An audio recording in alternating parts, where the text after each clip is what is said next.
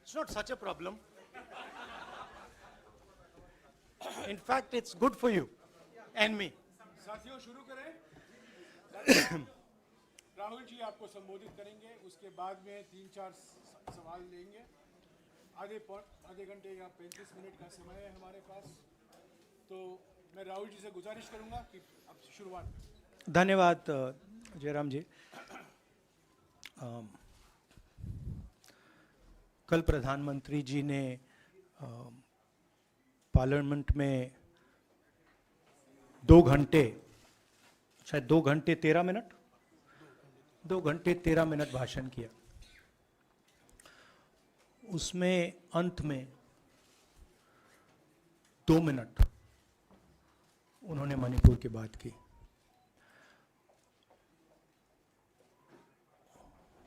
मणिपुर में महीनों से आग लगी हुई है, लोग मारे जा रहे हैं, बलात्कार हो रहा है, बच्चों को मारा जा रहा है। और अगर आपने देखा होगा कल, तो प्रधानमंत्री हंस हंस के बोल रहे थे, मुस्कुरा रहे थे, जोक्स क्रैक कर रहे थे, हंस रहे थे। ये उनको शोभा नहीं देता है। हिंदुस्तान का प्रधानमंत्री, अगर इस देश में हिंसा हो रही है, दर्द हो रहा है, हिंदुस्तान के प्रधानमंत्री को 2 घंटे मजाक नहीं उड़ाना चाहिए। विषय कांग्रेस नहीं था, विषय मैं नहीं था, विषय मणिपुर है। मणिपुर में क्या हो रहा है और उसको एकदम क्यों नहीं रोका जा रहा है, ये विषय है। मैं आपको अपना एक्सपीरियंस देता हूं, जो मैंने शायद अभी तक बोला नहीं, शायद पहले बोल देना था। मैं अब तकरीबन 19 साल से राजनीति में हूं और मैं हर स्टेट में गया हूं। बाढ़ आए, तूफान आए, सुनामी आई थी, हिंसा होती है, हम जाते हैं। 19 साल के एक्सपीरियंस में जो मैंने मणिपुर में देखा और सुना, वो मैंने कभी पहले नहीं सुना था। मैंने पार्लियामेंट में बोला कि प्रधानमंत्री जी ने, अमित शाह जी ने भारत माता की हत्या की है, मणिपुर में भारत को खत्म कर दिया है। मैंने ऐसे नहीं बोला था, ये खोखले शब्द नहीं है। मैं आपको समझाता हूं मैंने ये बात बोली क्यों। जब हम मणिपुर पहुंचे, हम लैंड किए, हमें मणिपुर में दौरा करना था। जब हम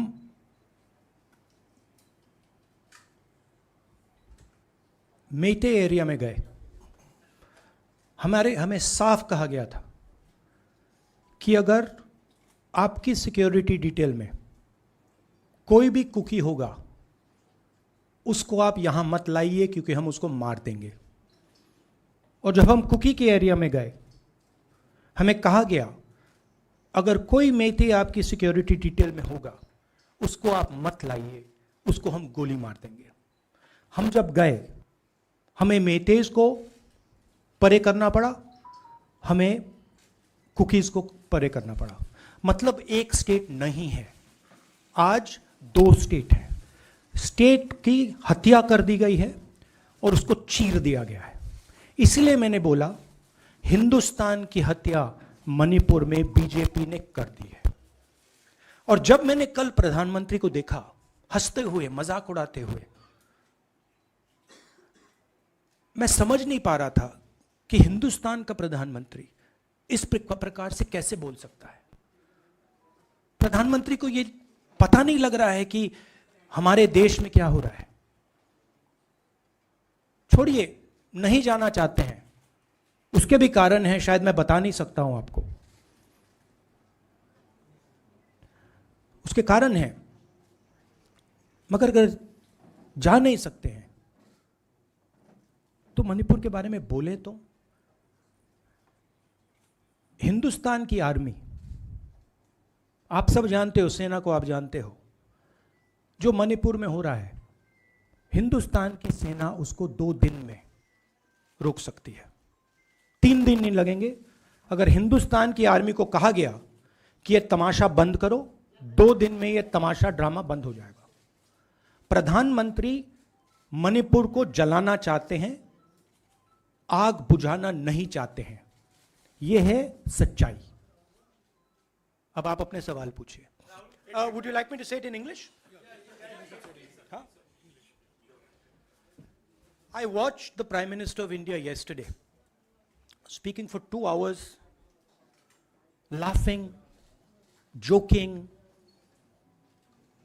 लगाing naras in the parliament. The Prime Minister would say one line and the entire BJP would shout another nara. You know, the Prime Minister seems to have forgotten that the state of Manipur is on fire and has been on fire for 4 months. Women and children are dying over there. People are being murdered. Women are being molested, are being raped. And the Prime Minister of India is sitting in the middle of the parliament, shamelessly laughing. This is not about Rahul Gandhi. This is not about the Congress party. This is not about the opposition. This is about India. It's about our country. A state has been decimated. It has been destroyed. It does not exist anymore. And it has happened because of the politics of the BJP. Divide and rule and burn. That is why in my speech I said, Bharat Mata has been murdered in Manipur. It's very interesting. For the first time, the words Bharat Mata have been expunged from the parliament. It's an insult to those words. Whatever I said that is wrong. I have said Bharat Mata, which is an idea, which is the idea of India, where everybody lives peacefully, harmoniously, with affection, has been killed in Manipur. It's a fact. So, the word itself now cannot be spoken by the people of India. We cannot say Bharat Mata in parliament.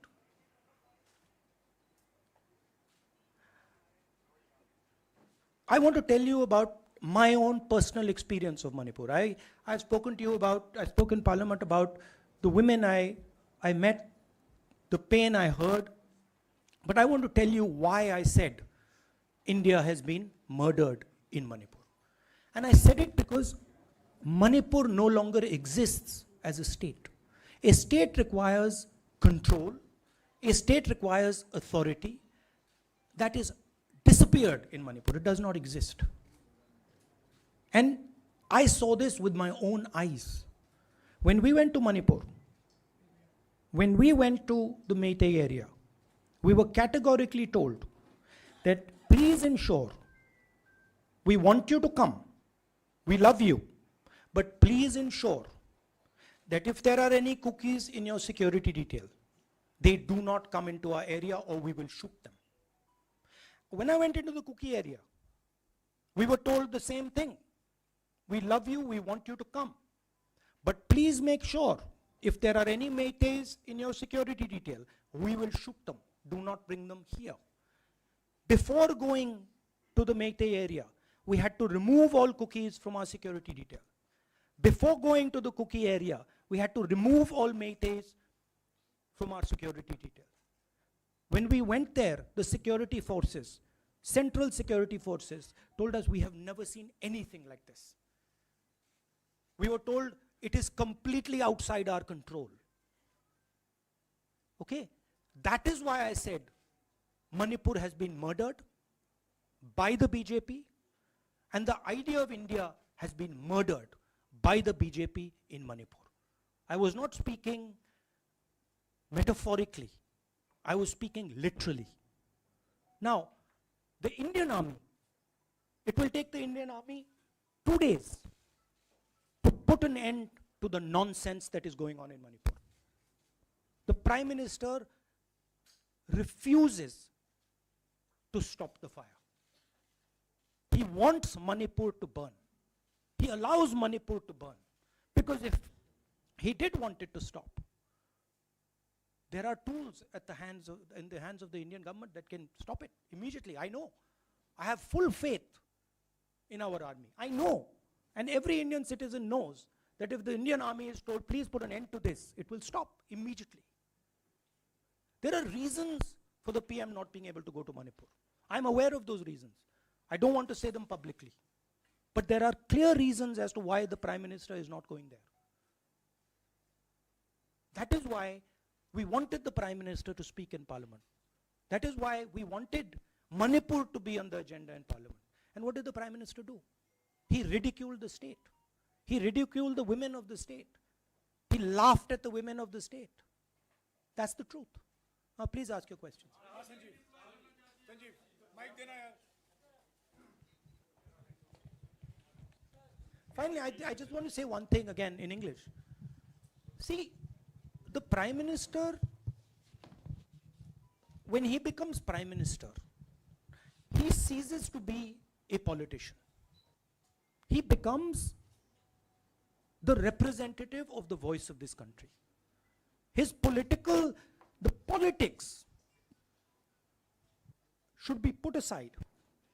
And the Prime Minister should speak not as a petty politician, as the leader of a political party, but the Prime Minister should speak with the weight of the Indian people behind him. And it's tragic to watch Mr. Narendra Modi. It's sad, because the Prime Minister does not understand what he actually is. He is our representative. He's my representative. He's all our representative. And watching the Prime Minister spend 2 hours talking about the Congress, talking about the opposition, making ridiculous remarks about the name, this really does not do justice to an Indian Prime Minister. I've seen Prime Ministers from the Congress party, I've seen Prime Ministers from the BJP, I've seen Mr. Vajpayee, I've seen Mr. Dev Gowda. None of them have ever done this. There's a complete misunderstanding in the mind of Narendra Modi ji about what the Prime Minister of India is.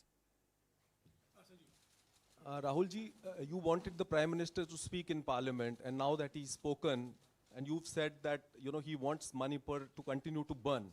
So what is the Congress Party's next step to retrieve Manipur and save it? The only conclusion I can draw, because the Prime Minister has tools in his hand that can stamp out the fire in Manipur certainly within 3 or 4 days. But for some reason, he's refusing to use those tools. Right? The Prime Minister could at least go to Manipur, talk to the communities, and say, I'm your Prime Minister. Let's start talking. It will be taken seriously. So I don't see any intention. Rahul ji, कल ये भी प्रधानमंत्री ने अपने भाषण में कहा कि 2018 में ये लेके आए थे, 2023 में विश्वास प्रस्ताव लेके आए और 2023 में भी लाएंगे. तो एक तरीके से उन्होंने साफ तौर पर ये कह दिया कि मैं तो हमारी सरकार अगली बार भी बन रही है. एक पॉलिटिकल बात भी उन्होंने कही. तो आप उनके पूरे भाषण को आप ये कह रहे हैं कि पॉलिटिकल भाषण ज़्यादा था, मणिपुर पे बात बहुत कम थी. तो इसको कैसे देखते हैं? नहीं, भाषण हिंदुस्तान के बारे में नहीं था. भाषण नरेंद्र मोदी जी के बारे में था. वो अपनी राय, अपनी राजनीति, अपने एम्बिशंस वो आपको दे रहे थे.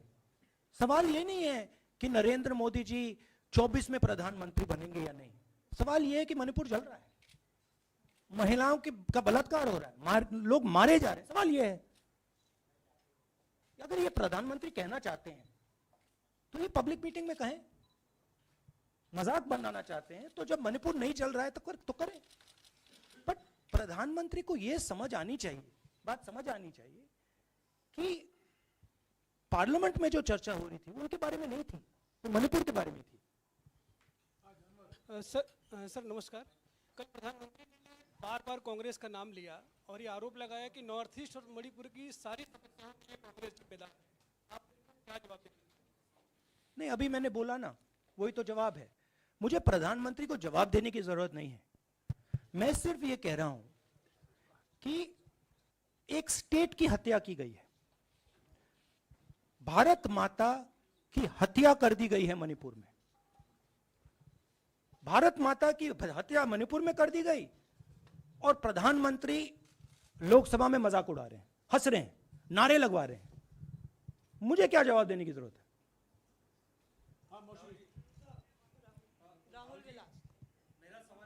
एक मिनट मोहित, ऑर्डर से please. Mr. Gandhi, you waxed eloquent.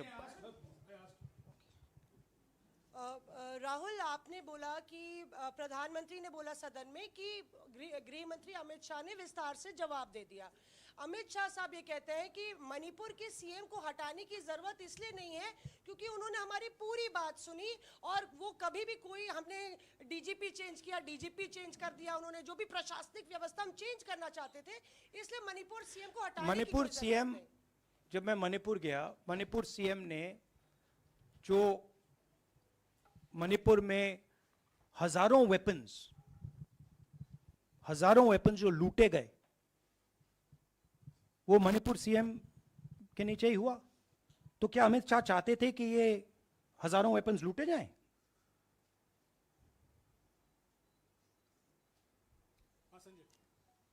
Rahul ji, जो हिंसा चल रही है, क्या अमित शाह चाहते हैं कि हिंसा चलती जाए? चीफ मिनिस्टर उसको रोक नहीं पा रहा है। अमित शाह जी कह रहे हैं कि भैया वो हमारी बात मान रहा है, तो क्या आप चाहते हैं कि मणिपुर चलता जाए? राहुल जी, एक संसद में एक नया ट्रेंड दिखाई दे रहा है कि कई सेशन से अपोजिशन के एमपीज या तो सस्पेंड हो रहे हैं या डिस्क्वालीफाई हो रहे हैं, या एक सेशन से ज़्यादा ये अपोजिशन के एमपीज का जो प्रिविलेज मोशन या प्रिविलेज रूल्स के तहत जो डिस्क्वालिफिकेशन हो रहा है या सस्पेंशन हो रहा है, इसका जो ट्रेंड बढ़ रहा है, इसको आप लोग कैसे एड्रेस करेंगे? आप देखिए, एमपीज को निकालें, वापस डालें, हमारा काम बदलता नहीं है। हमारा लक्ष्य जो मणिपुर में हो रहा है उसको रुकवाने का है। जो भी औजार हमारे हाथों में है, उस हिंसा को रुकवाने के लिए उनका हम प्रयोग कर रहे हैं और करेंगे।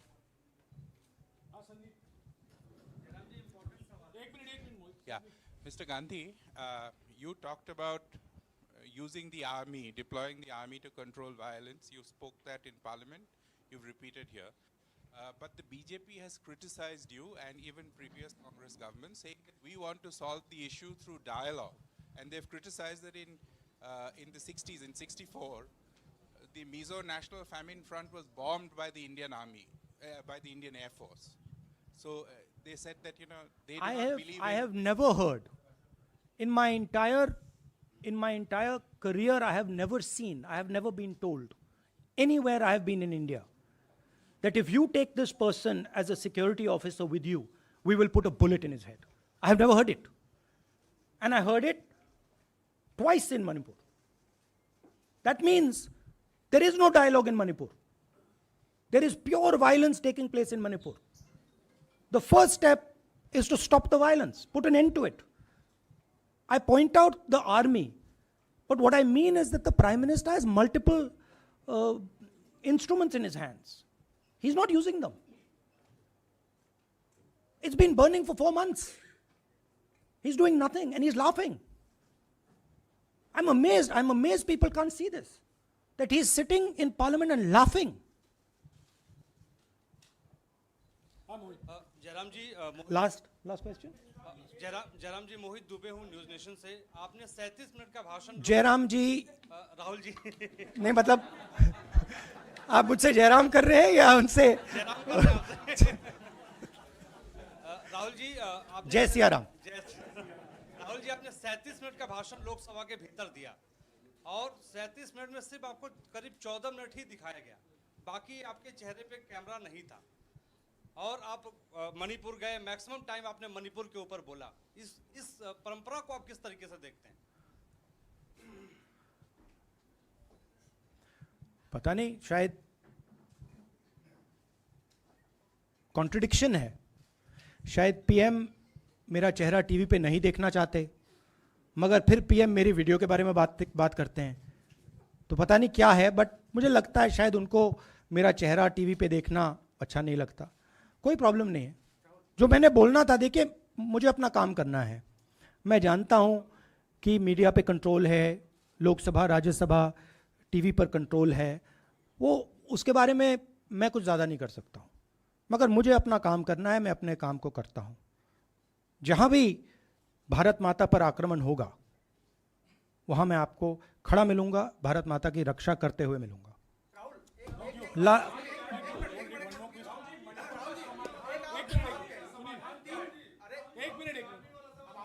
हाँ, okay, last question brother. The Supreme Court has already said what it has in terms of a constitutional breakdown, as well as now, you are asking for the army. Do you believe that Article 356 is the only way out? Or I'm not asking for anything. Please don't misunderstand. It is not my place to decide which tool the Prime Minister can use, which instrument he should use. I am pointing out that there are multiple instruments that the Prime Minister has at his disposal, and he is not using a single one. I'm pointing out that Manipur has been burning now for 4 months, and the Prime Minister is in a very good mood. He's sitting in Parliament, he's laughing, he's joking, his entire cabinet is in giggles. This to me seems completely insane. This has got to stop. India is burning in Manipur. The idea of India has been destroyed in Manipur. Let's rebuild it quickly. Thank you.